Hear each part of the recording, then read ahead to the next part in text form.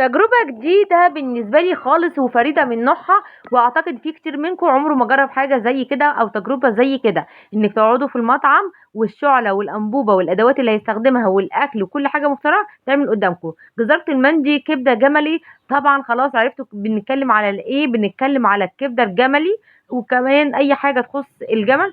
طبعا كتير قوي منكم عارفين المكان دوت، او عارفين المكان دوت، او اللي بيعملوا حاجات زي كده بتبقى فين. المكان ده مشهور جدا جدا بالكبده الجملي واللحوم الجملي.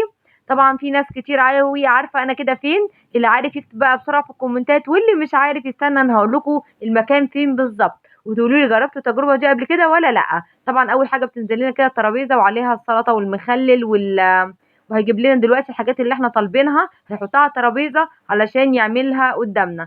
بصوا انا اصلا ما بحبش الكبده الجملي خالص خالص خالص، بس انا حبيت اجرب القعده عامله ازاي. بيجيب لنا بقى الصينيه نظيفه جدا، حرفيا جوزي قاعد يمسحها بالمنديل عشان يطلع حاجه.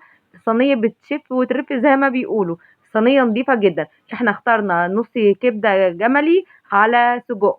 انا قلت بقى ممكن اجرب السجق، لكن الكبده الجملي انا ماليش فيها عشان العضه بتاعتها دي انا مش بقبلها خالص. بيحط شويه زيت وبيشوح كده الكبده زي ما انتم شايفين.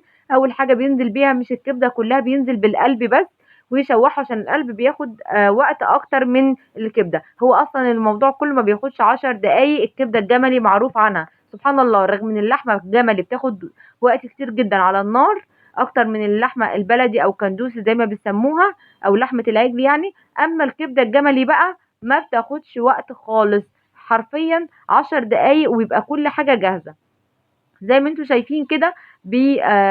بيقلب بيشوح كده القلب، وهينزل عليها بالسجق. متنسوش تعملوا لايك واشتراك لو لسه ما عملتوش لايك واشتراك. ماشي. بعد كده بعد ما ننزل بالسجق بيغطيها كده بالطبق. وطبعا كل حاجه نظيفه، حتى المغرفه اللي بيقلب بيها ديت كل حاجه نظيفه جدا. نزل عليها بقى بالطماطم وبالملح. عايزه اقول لكم هو ما حطش اي بهارات غير ملح خالص، يعني هي ملح فقط.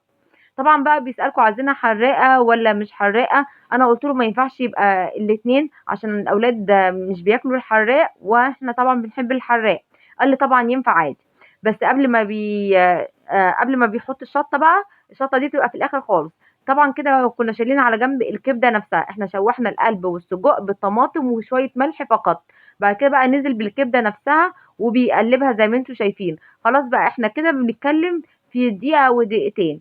هو بس بيقلبها كده، عشان كده هي بقول لكم بتقعد للاخر. لما تقريبا كده مثلا ايه الطماطم تتسبك مع السجق والقلب، بيبقى خلاص كده دخلنا على ان هي خلاص استوت. وينزل بالكبده يقلبها تقليبه زي ما انتم شايفين كده. عايزه اقول لكم الكميه ما شاء الله يعني بجد تكفي. زينا كده مثلا احنا كمان كنا بناكل بالعافيه. لو انتوا اكلكم عاديه او متوسطه زينا، وانتي وجوزك واولادك الاثنين، الكميه دي هتكفيكم. هو كده خلاص كان بيبتدي يقسم الجزء اللي احنا عايزينه حراق ومش حراق. الجزء اللي على الطرف الناحيه دي اليمين دوت اللي خلاص الاولاد هياكلوه اللي مش حراق، واحنا قلنا له بقى احنا عايزين حراق. حط شويه زيت تانيين ونزل بقى بالفلفل هيشوحهم زي ما انتم شايفين كده، ويرجع يحط عليهم يرجع عليهم الكميه التانيه. بصوا بقى الجوز ابتدى بقى ايه. طبعا صينيه بتبقى سخنه جدا، ولو معاكم اطفال خلي بالكم عشان ما يتلسعوش. طبعا كل شويه عماله اقول لاولادي اوعوا رجليكم تلمس اللي هي الحديده اللي تحت اللي هو حاطط فيها الشعله ديت، او اوعوا ايديكم تلمس الصينيه. هم اولادي كانوا بيجوا مع باباهم كتير، فهم طبعا برضو عارفين، بس انا صراحه كنت خايفه عليهم. انا كنت اول مره في حياتي اروح على المطعم ده، لكن باباهم كان بيجي هو واصحابه، كان بياخد اولادي، هم طبعا صراحه عارفين وبيتعاملوا عادي. بصوا خلاص كده هي استوت وخلاص جهزت خلاص.